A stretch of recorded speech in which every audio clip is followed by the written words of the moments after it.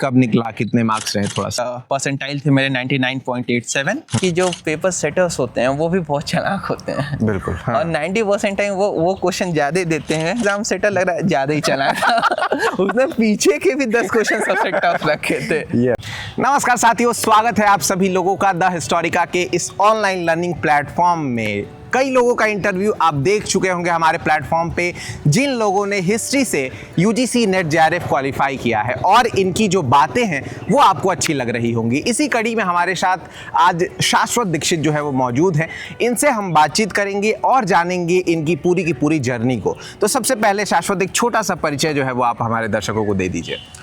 मेरा नाम शाश्वत दीक्षित है। मैंने यूजी यहीं बीएचयू से जियोग्राफी डिपार्टमेंट में कंप्लीट किया और देन मैं एमए परस्यू कर रहा हूँ हिस्ट्री डिपार्टमेंट से, बीएचयू से ही। और यूजीसी कब निकला, कितने मार्क्स रहे, थोड़ा सा उसके बारे में। यूजीसी मेरा क्लियर हुआ 2024 जून में। जेआरएफ मेरा क्लियर हुआ है विद परसेंटाइल थे मेरे 99.87 और मेरे मार्क्स थे लगभग 200.68। ये नॉर्मलाइज मार्क्स थे। बाकी जो मैंने आंसर की से मिलाया था तो 208 के आसपास बन रहे थे। Okay, perfect. शाश्वत, ये बताइए, सबसे पहला तो जो क्वेश्चन आता है वो यही कि ज्योग्राफी एक बड़ा ही डिमांडिंग सब्जेक्ट बोला जाता है ग्रेजुएशन में, तो वो शिफ्ट करने के पीछे का रीज़न क्या था? और कई बार ऐसा होता है कि जैसे हिस्ट्री में बीएचयू में एडमिशन नहीं मिलता है दूसरे डिपार्टमेंट को, लेकिन आपके समय में था, तो इस चीज़ को आप कैसे देखते हैं और क्यों शिफ्ट किया आपने? मेरे लिए एनईपी बहुत एक वरदान साबित हुआ, क्योंकि 2023 में एनईपी लागू हुआ और डिपार्टमेंट शिफ्ट करने का हमें अलाउ किया गया कि हम ज्योग्राफी से हिस्ट्री भी डाल सकते हैं। हिस्ट्री मेरे कोर्स सब्जेक्ट में था जब मैं बीए कर रहा था और हिस्ट्री में मुझे इंटरेस्ट था। 2 साल मैंने अच्छे से हिस्ट्री पढ़ी भी थी। देन जब मैं ज्योग्राफी किया तो मुझे लगा उतना मज़ा नहीं आ रहा है जितना हिस्ट्री में आना चाहिए था। तो इसलिए मैंने फिर 2023 में जब अपना ये दिया और शिफ्ट कर लिया हिस्ट्री में। मेरा यहाँ से जब CUT क्लियर हुआ। आपने जब शुरू किया, जैसे एमए की तैयारी जो है वो शुरू की या पढ़ाई यहाँ पे शुरू की, तो कब आपको ऐसा लगा कि अब मैं जो एकेडमिक चीज़ें हैं उसमें एक्सेल कर रहा हूँ, अब मुझे यूजीसी नेट की तरफ, जेआरएफ की तरफ जो है वो ध्यान देना चाहिए? कब से आपने एग्ज़ाम प्रिपरेशन के बारे में सोचा? और क्या ये नॉर्मल हिस्ट्री स्टूडेंट से थोड़ा सा ज़्यादा एफर्ट लगाना पड़ा या कैसा कॉम्पिटिशन आपको महसूस हुआ? रही बात इसमें, जब हम तैयारी शुरू करते हैं तो यहाँ पे सबका सपना होता है यहाँ पे आने के बाद कि एकेडमिक्स में एक्सेलेंस करें। सबका अधिक सपना होता है कि असिस्टेंट प्रोफेसर बने और उसका रास्ता नेट के थ्रू होता है। नेट एक एलिजिबिलिटी है जो क्लियर करने पे ही मिलेगी और इसमें 4 चांद तब लग जाते हैं जब हम जेआरएफ क्लियर करते हैं। जेआरएफ क्या है? हाँ, एक फेलोशिप का रास्ता हमारा खुलता है। यहाँ पे गाइडेंस थे, आपके चैनल को भी मैंने फॉलो किया, गाइडेंस मिली, दोस्तों की गाइडेंस मिली, उन्होंने मुझे सजेस्ट किया कि कैसे आगे फॉरवर्ड करना है, सीनियर्स ने बताया कुछ, तो उसी के बाद तैयारी चालू हुई जब एडमिशन मैंने यहाँ लिया। और मतलब कितना समय दिया आपने, ये थोड़ा सा बताएंगे? मुझे 6 मंथ लगा। 6 मंथ का टाइम मैंने दिया था। ये मैंने जून में तैयारी चालू की थी, लगभग जनवरी और मिड फरवरी के लमसम 2024 में। और उस समय जून में पेपर होना था, बट पेपर लीक हुआ, कैंसिल हो गया था, पोस्टपोन्ड हुआ, तो अगस्त में हुआ। तो शायद वो थोड़ा सा जो एक्सटेंड होने का टाइम मिला उसमें भी तैयारी और बेटर हुई। बहुत अच्छा। तो ये बताइए शाश्वत कि ये जो प्रिपरेशन था वो आपने फर्स्ट टाइम किया था या फर्स्ट अटेम्प्ट था आपका, या पहले आप अटेम्प्ट दे चुके थे? नहीं, ये मेरा फर्स्ट अटेम्प्ट में ही आपने क्वालिफाई किया था। बहुत बढ़िया। ठीक है, आप जब सोर्सेज के बारे में आप सोचने लगे, ठीक है मैंने तैयारी के लिए सोच लिया कि अब मुझे प्रिपरेशन स्टार्ट करनी है, तो आपका एक मेन जो है वो मोटिव क्या था कि मुझे कितने सोर्सेज फॉलो करने हैं, ऑनलाइन ऑफलाइन? थोड़ा सा इसके बारे में बताइएगा, पेपर 1 पेपर 2 दोनों मिला करके।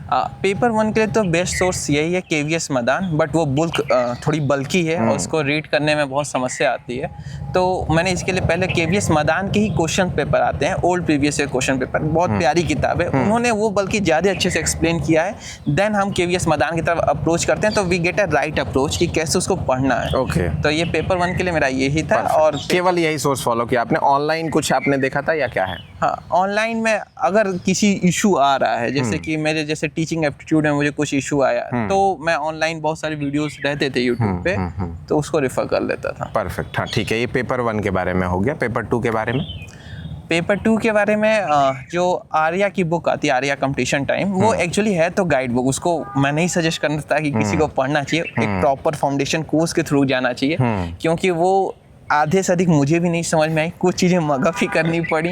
क्योंकि वो बुक तभी समझ में आती है जब आपका फाउंडेशन क्लियर है। और क्योंकि मैं ज्योग्राफी से था तो मेरा हिस्ट्री में उतना अच्छा फाउंडेशन नहीं था। जैसे कि इवन मुझे अब पता चली कि जो मैंने कुछ चीज़ें पढ़ी कि वो कैसे उसमें हुई। Okay. तो इसलिए ज़्यादा अच्छा रहता है कि आप एक फाउंडेशन कोर्स के थ्रू जाएं, ऑनलाइन लें चाहे ऑफलाइन लें, और उससे स्टडी करें। मैंने आर्या रेफर की थी, देन उसके बाद जहाँ कुछ फंसता है तो इनकी एसचंद पब्लिकेशन की बुक्स आती हैं हिस्ट्री की, वो काफ़ी डिटेल्ड होती हैं। तो अगर कुछ समझना है कंसेप्ट, देन मैंने उसको देखा था। और मैं सबसे अधिक सजेस्ट करूँगा PYQs। PYQs कीज हैं, क्योंकि वही PYQs से मैंने ये रियलाइज़ किया कि आर्या में क्या पढ़ना है, या किसी वो महाजन शायद उनके राइटर एसचंद के, उससे क्या रेफर करना है। तो ये मेरा मतलब। Okay, perfect. ये बताइए कि PYQ जो आपने बताया कि वो आपके लिए एक कह सकते हैं कि रास्ता दिखाने वाला मार्गदर्शक की तरह से आपका काम किया था। तो आप कितने क्वेश्चंस अटेम्प्ट करते थे पर डे, ऑलमोस्ट एक एवरेज के तौर पे, या मैक्सिमम मिनिमम भी बता सकते हैं? जब मैंने ये तैयारी शुरू की थी तो आप लोगों का एक ग्रुप बना था, और उसमें आप लोग क्वेश्चन प्रैक्टिस करवाते थे। तो वो मैंने उस समय ज्वाइन किया था थोड़ा सा, ताकि 10 क्वेश्चन ऑन एवरेज अगर आप शुरू कर रहे हैं तो ये देखने के लिए कैसे हो। देन फिर जब एग्ज़ाम पास आता गया तो उसमें मैंने टेस्ट सीरीज़ तो कोई नहीं ली, पर ये मैं कहूँगा क्योंकि PYQs एक तरह से टेस्ट सीरीज़ का ही काम करते हैं, बट ये कि क्वेश्चन प्रैक्टिस बहुत ज़रूरी थी। क्वेश्चन प्रैक्टिस जितना करते गए उससे आइडिया लगता गया कि कैसे वो सॉल्यूशन होगा। Okay, perfect. ये बताइए कि ये तो आपने सोर्सेस बता दिया। अच्छा, स्टैंडर्ड बुक्स में कोई आपका ऐसे चॉइस है क्या कि ये बुक्स फॉलो करनी चाहिए? क्योंकि आपने बोला कि मैं आर्या से ही मतलब डिपेंडेंट था, और मैंने बाकी एक और बुक जो है वो एसचंद की बुक प्रेफर। एसचंद की बुक। अच्छा, एक इशू ये होता है कि इंग्लिश मीडियम में उतनी अच्छी बुक्स नहीं है, हिंदी मीडियम में ज़्यादा अच्छी किताबें हैं।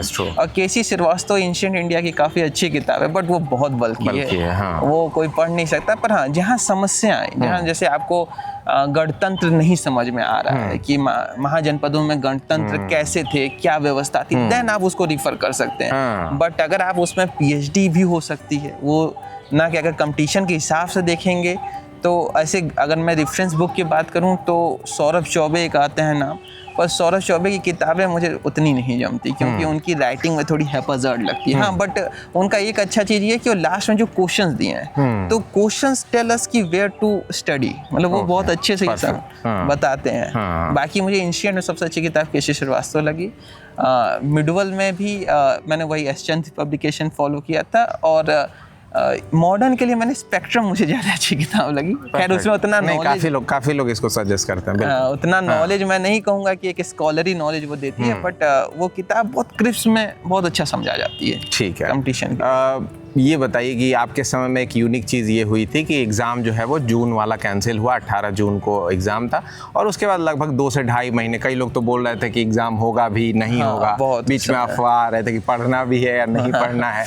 28 अगस्त को जाकर के आपका एग्ज़ाम होता है, तो वो फेज़ आपके लिए कितना ज़्यादा इम्पॉर्टेंट साबित हुआ, और उस दौरान आपने जैसे लास्ट पीरियड में क्या कैसी प्रिपरेशन रहती है, कैसे तैयारी किया आपने? ये वो फेज़ जो है मैं कहूँगा एक गोल्डन अपॉर्चुनिटी की तरह हुआ, क्योंकि उसमें जो कमियां रह गई उस 2-3 महीने में मैंने उनको इम्प्रूव करने की कोशिश की। क्योंकि खासकर जो कम क्वेश्चन, मतलब कि उसी में मैंने PYQs की और प्रैक्टिस बढ़ाई, जो प्रीवियस ईयर क्वेश्चंस थे, जिनसे क्या हुआ कि हम बहुत आराम से उसको हैंडल कर सके उस स्ट्रेस को। दूसरा, उस समय सबके लिए ट्रामेटाइजिंग था ये चीज़, क्योंकि बहुत सारी संशय चल रहे थे पेपर होगा नहीं होगा, बट मैं बस एक लास्ट चीज़ कहूँगा कि पेपर हो चाहे ना हो, दिसंबर में तो होता ही। क्या बात। तो उसके लिए अगर अभी तैयारी हम अच्छे से कर दें तो वो रिजल्ट आया, उसका रिजल्ट मेरे फेवर में गया। बहुत बढ़िया। अंतिम दिनों में नॉर्मली बच्चों को क्या चीज़ें ध्यान रखनी चाहिए? अपने जैसे आपने बोला कि पॉलिश करने का काम किया मैंने, तो एक नॉर्मल स्टूडेंट जो ऐसे मान लीजिए कि अगले 2 महीने में एग्ज़ाम है, तो उस दौरान उनको कैसी रूटीन फॉलो करनी चाहिए, क्या फॉलो करना चाहिए? आपने कैसा फॉलो किया था, ये थोड़ा सा बताइए। जब लास्ट का टाइम चला तो उस समय मैंने मतलब कि जो PYQs के जो मुझे लगा हार्ड क्वेश्चन जो मुझे नहीं याद, उनके मैंने एक नोट्स बना लिए थे। तो लास्ट मोमेंट में जैसे लास्ट 10 डेज हैं, तो उन नोट्स को और बचे खुचे कुछ ऐसे PYQs अगर मैं छोड़ रहा हूँ उनको देखा, और ज़्यादातर अपने नोट्स पे रिलाई किया कि ताकि मतलब कि एक नोट्स में आदमी वही लिखता है जो उसे नहीं आता है। बाकी चीज़ें तो जो याद रहती हैं वो तो बुक में रहता है, वो नहीं लिखता भी नहीं। बिल्कुल, तो उसको रिवाइज करना चाहिए। उसको रिवाइज करना चाहिए। इसके लिए नोट्स बिल्ड करना मेरे ख्याल से एक अच्छी स्ट्रेटजी रहती है। यूजीसी नेट जेआरएफ के लिए अब जब आप प्रिपरेशन कर रहे होते हैं तो एक मेजर चीज़ आती है, वो है हमारा एक डिवीज़न होता है ऑनलाइन, मतलब वन लाइनर क्वेश्चंस का, और एक होता है बल्की क्वेश्चंस का जो कि थोड़े टफ होते हैं। तो इन दोनों को आप कैसे देखते हैं, और इसमें से क्या आपने कोई ऐसा पोर्शन था जिसको सोचा कि इसे मैं छोड़ देता हूँ, केवल इस पर फोकस करता हूँ, ऐसा कुछ किया था आपने क्या?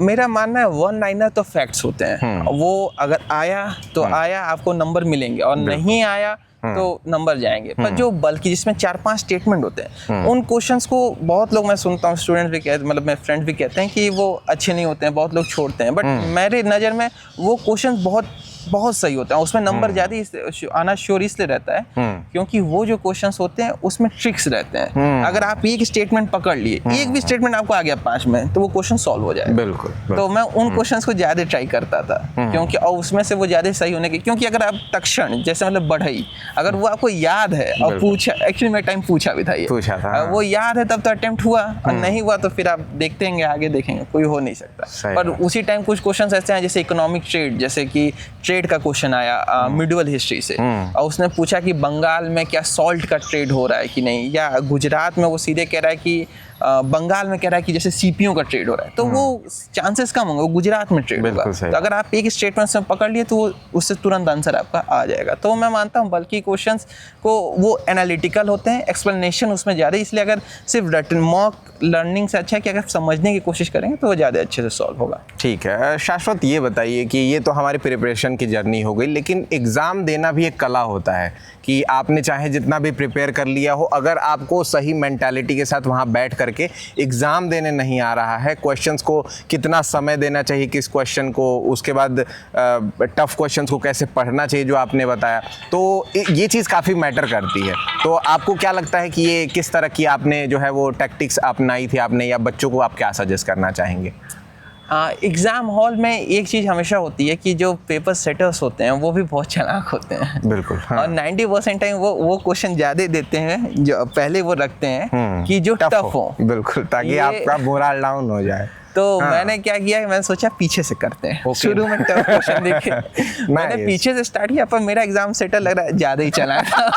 उसने पीछे के भी 10 क्वेश्चन सबसे टफ रखे थे। यस। हाँ। तो मैं सोचा कि ये तो फिर मैंने 50 क्वेश्चन से चालू किया। मैंने कहा कि आप कोई नहीं 20 से चालू। तो जहाँ इजी क्वेश्चन मुझे मिलता गया मैं पहले उसको करता गया, ताकि मेरा मोरल जो है वो अप रहे। ये इससे क्या हो कि अच्छा कोई भी पेपर होता है वो 40% इजी क्वेश्चन कंप्रोमाइज करता है, उसके बाद मॉडरेट क्वेश्चन मेरे ख्याल से 30% होते हैं, और बाकी 30% टफ क्वेश्चन होते हैं जो किसी को एक्सेस नहीं कर पाता है, कोई भी एक्सेस नहीं कर पाता है उन क्वेश्चंस को।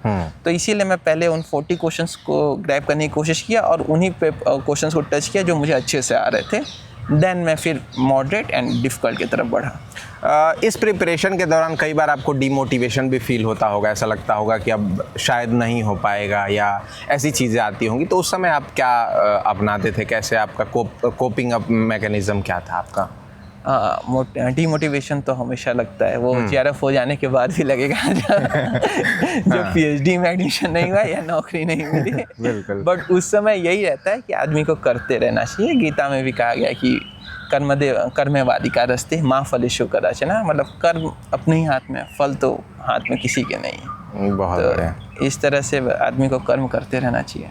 अंत में हमारे दर्शकों के लिए कोई ऐसा सुझाव या कोई ऐसी तकनीक जो आप बताना चाहें, तो फिर हम इस वीडियो को एंड करेंगे। मैं बस यही कहना चाहूँगा कि PYQs को पहले, आपको कोई चैप्टर आ रहा हो ना आ रहा हो, बस उस पहले PYQs को जरूर गो थ्रू करिए, उसी के बाद उस चैप्टर को पढ़िए, क्योंकि ऐसे वो चैप्टर कुछ नहीं है, मेयर फैक्ट्स हैं जो कि किसी को याद नहीं रहते हैं। जब आप PYQs के एक बार हो के उसको पढ़ेंगे, देन उस समझ में आएगा कि क्या पढ़ना है और क्या छोड़ना है। बहुत बढ़िया, धन्यवाद शाश्वत आपका समय देने के लिए। आई होप कि ये जो आपकी बातें थी वो बच्चों को काफ़ी ज़्यादा इम्प्रेस की होंगी और ये चीज़ें उनको काफ़ी ज़्यादा मदद करेंगी। जी thank you sir, thank you मुझे बुलाने के लिए। Thank you so much. तो हेलो दोस्तों, तो ये थे जो है शाश्वत, इनसे हमने बातचीत की और जाना पूरी की पूरी तकनीक को कि कैसे इन्होंने पूरा प्रिपरेशन किया है। आई होप कि ये जो जानकारी है वो आपको मदद की होगी, और ऐसी जानकारियों के लिए जुड़े रहिए द हिस्टोरिका के साथ। द हिस्टोरिका अपने कोर्स को भी लेकर के आ चुका है, जिसमें हम लोग UGC नेट जेआरएफ के लिए प्रिपरेशन करा रहे हैं। अगर आप चाहें तो उसमें भी इनरोल हो सकते हैं, लिंक डिस्क्रिप्शन में दिया हुआ है। बाकी ऐसी ही वीडियोज़ के लिए जुड़े रहिए द हिस्टोरिका के साथ। बहुत बहुत धन्यवाद।